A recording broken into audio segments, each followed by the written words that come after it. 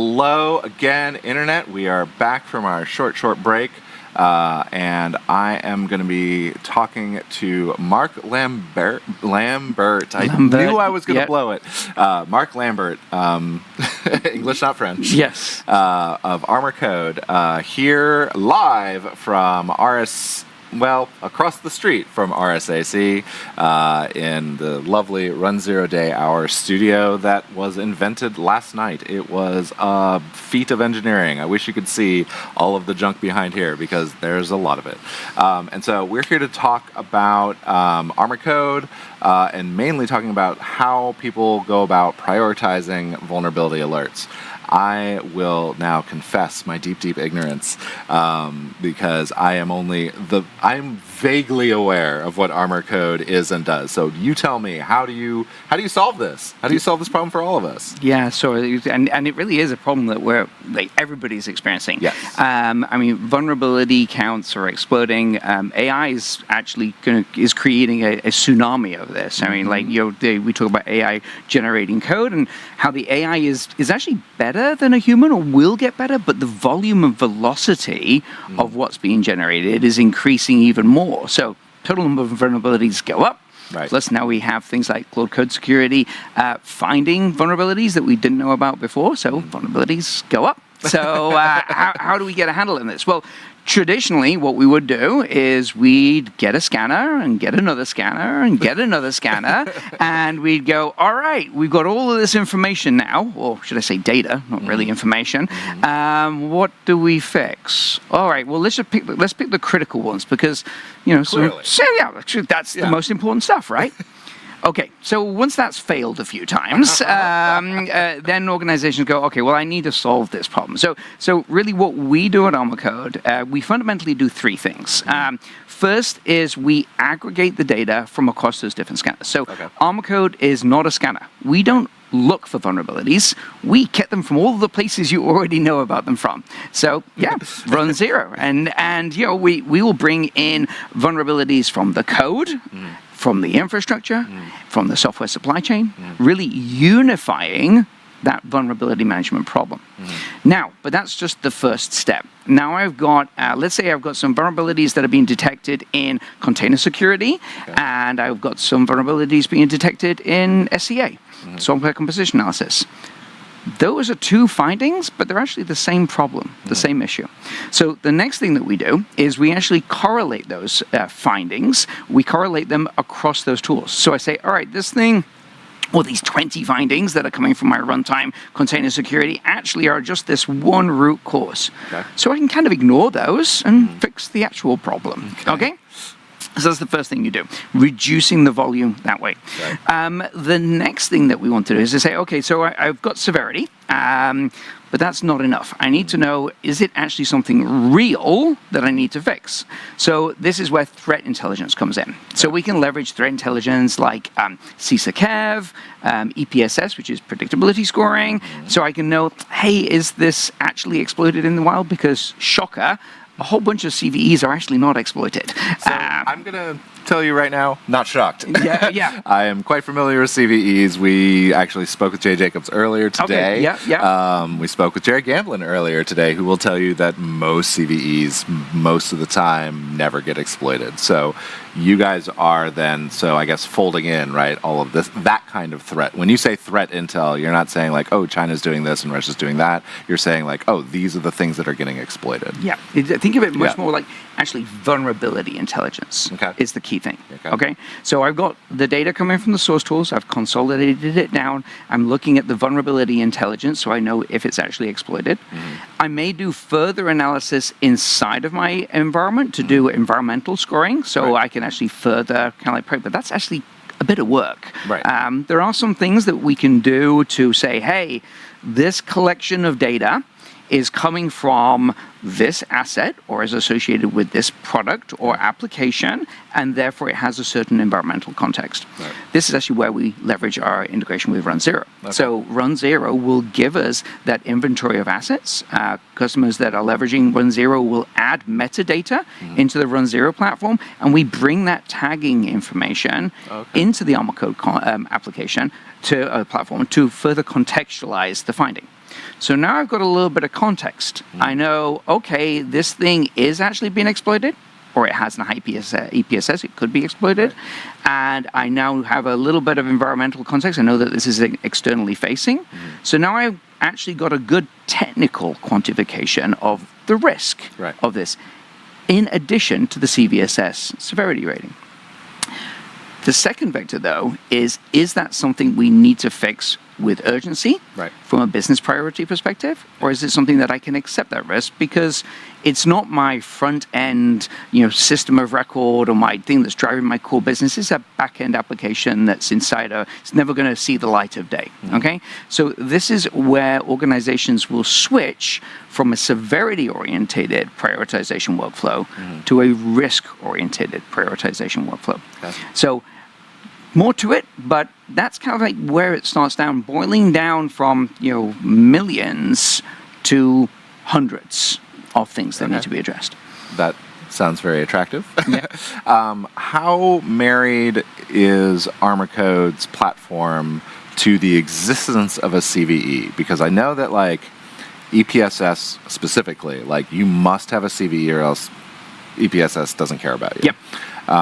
How much of that are you dependent on, or does ArmorCode do things like default usernames and passwords, network configuration, stuff like that? Is any of that also working? Yeah, great question. So yes, when we talk about a finding, so we have we in the platform we conceptualize this concept of a finding. A CVE is one kind of type of finding. It's a publicly disclosed vulnerability.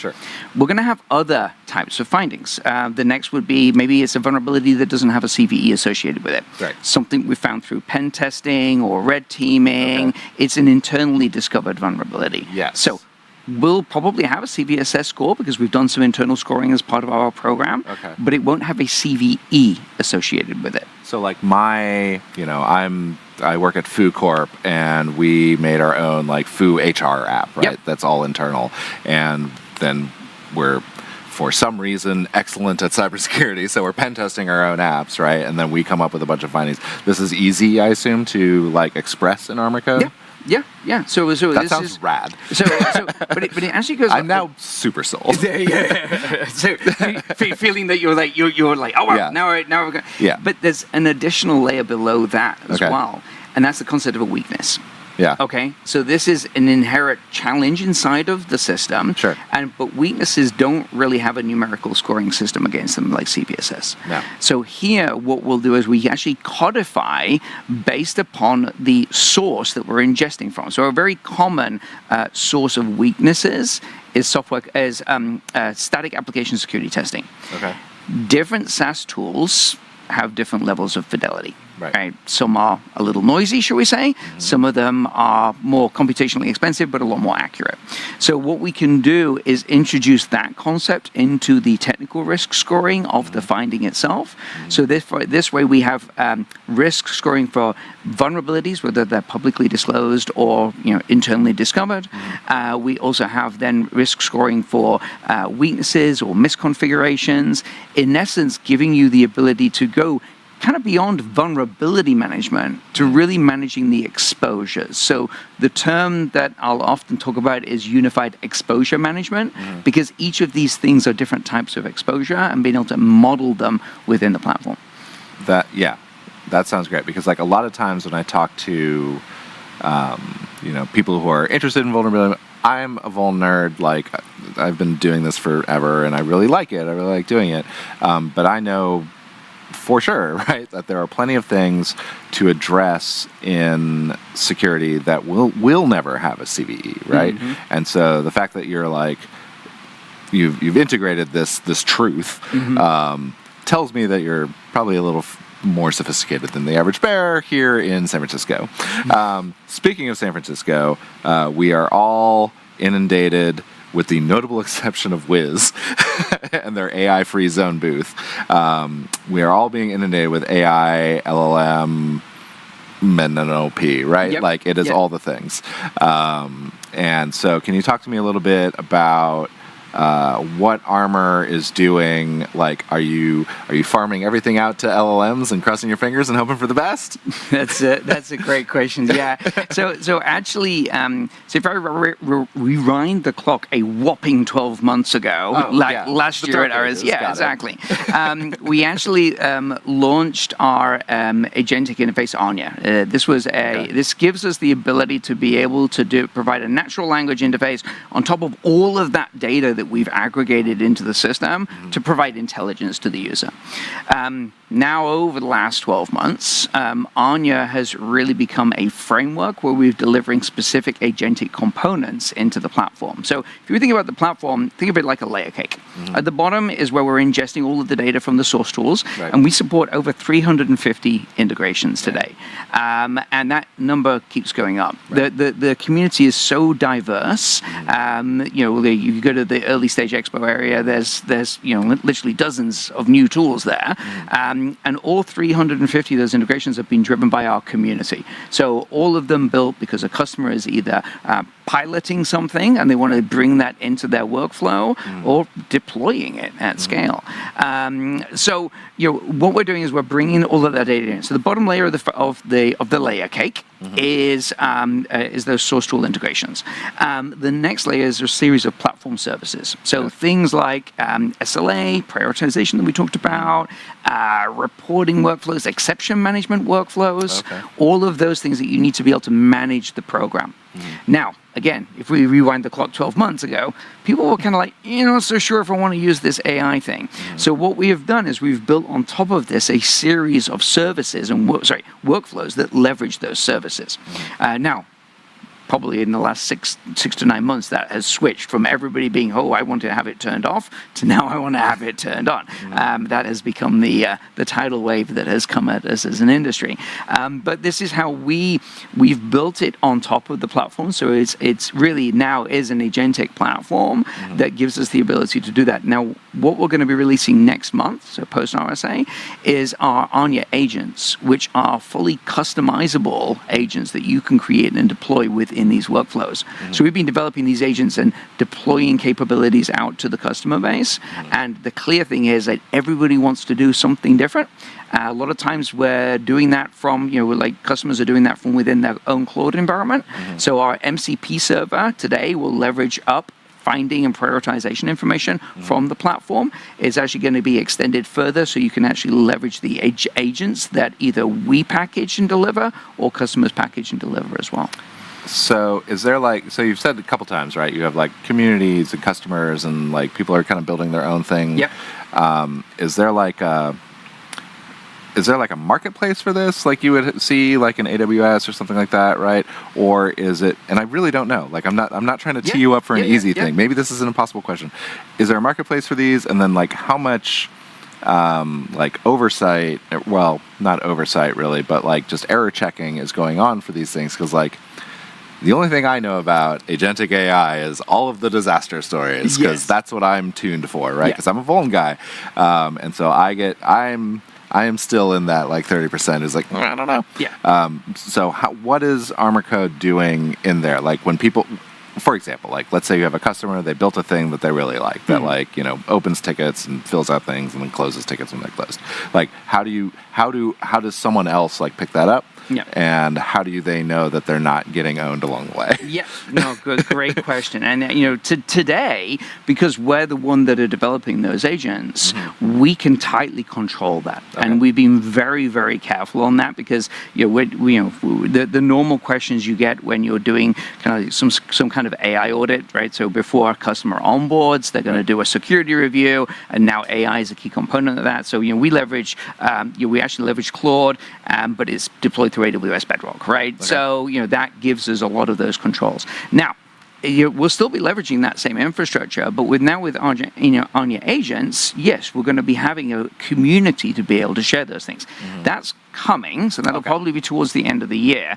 And that's actually going to be a community, let's call it a marketplace, although it probably won't be transactional.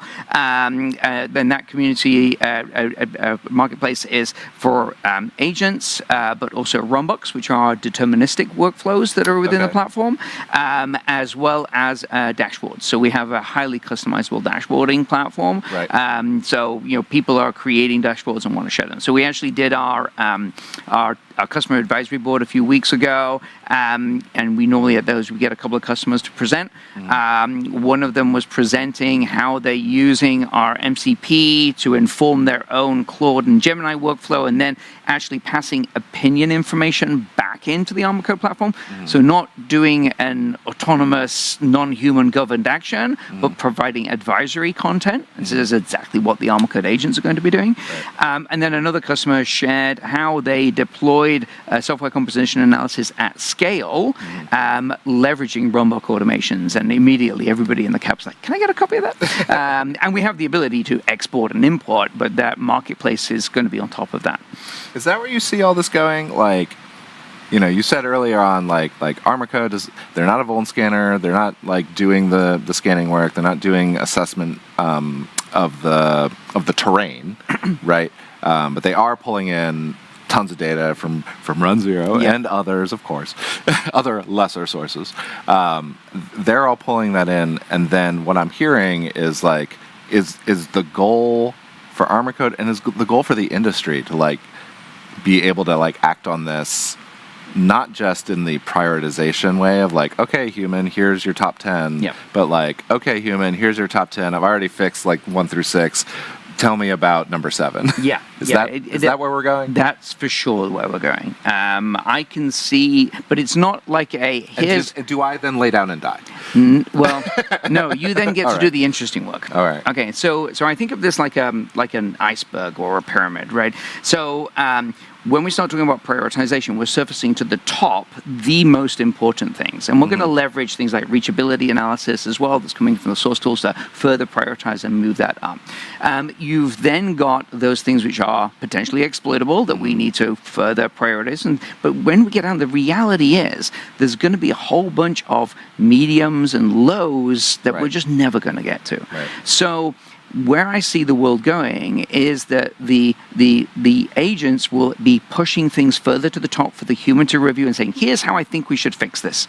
But I know that this system is a critical system, so I'm not going to do it, right? We'll then have a tier of, here are the things that I've fixed for you, and you'll give it a level of agency, and you'll say, hey, this agent can do these things to these objects.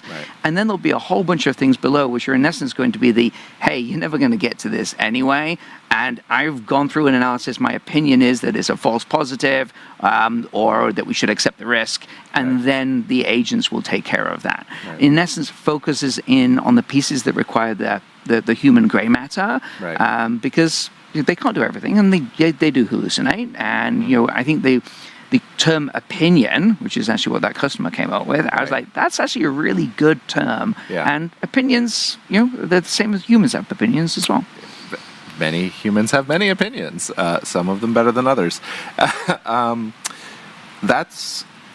It's very weird for me.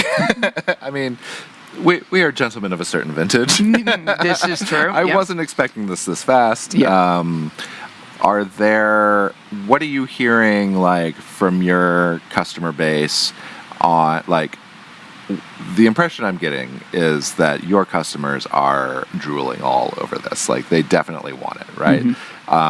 Do you have classes? Do you have like a 60-30 kind of split on customer? I'm just kind of curious, like, what's the appetite for this kind of thing, like that you've seen? And by kind of thing, I mean LLM, active LLM stuff. I agree with you that this is moving at a velocity that other things have not, right? I mean, like the adoption. If we think about open source adoption, it took probably 5-10 years-ish, right? Something like that.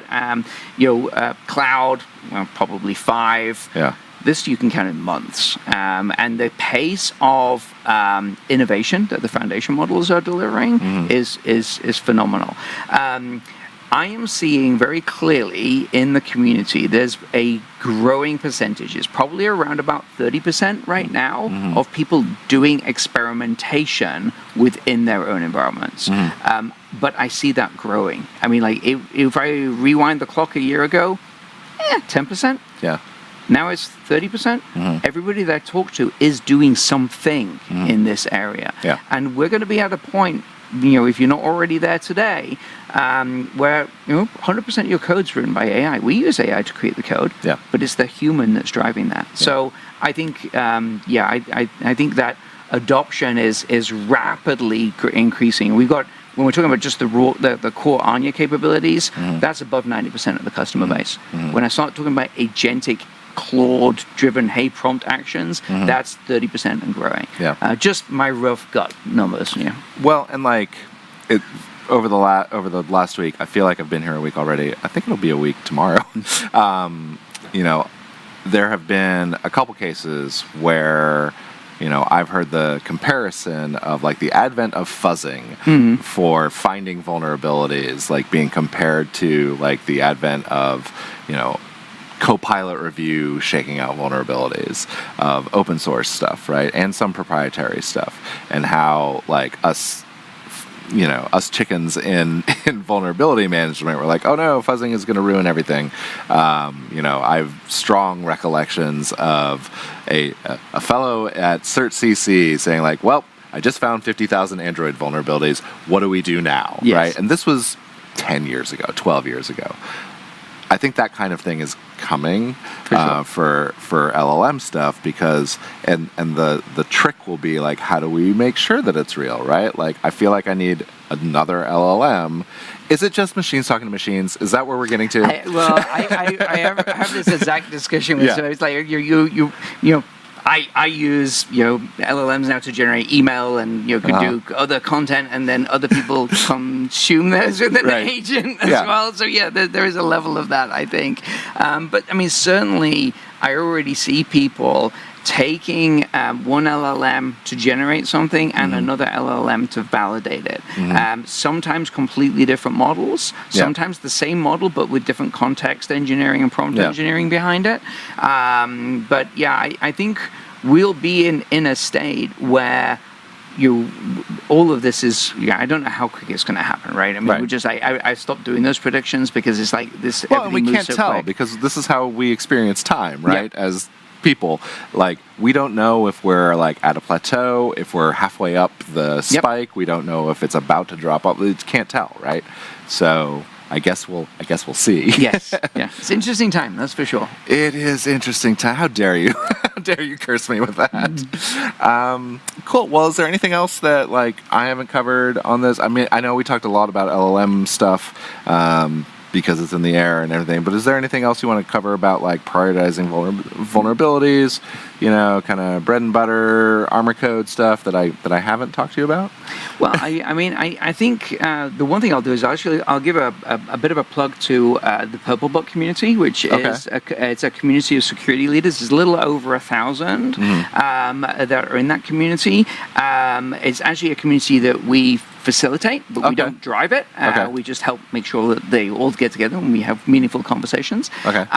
Is this like an open source thing, or is it like a club? Like, what? Tell me about that. It's an you apply. It's an invitation oriented thing. So you apply to join it. It's not. They do public webinars.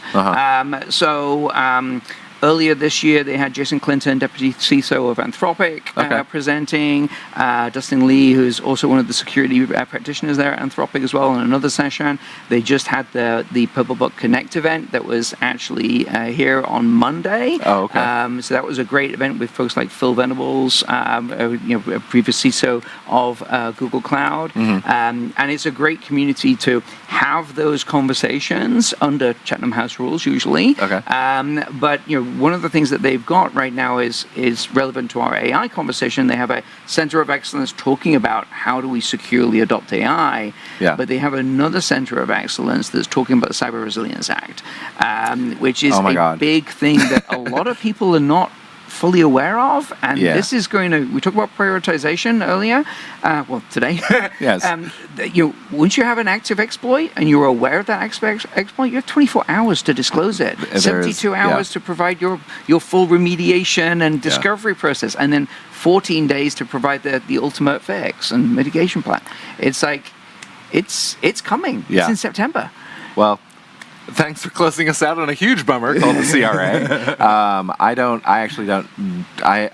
I'm aware of it, obviously, and I follow it kind of, but I feel like such a dummy when I start reading it. I'm like, this can't be. Am I getting trolled by Anissa? I don't know. I can't tell. Yeah. All right. Well, hey, Mark, it has been an absolute pleasure.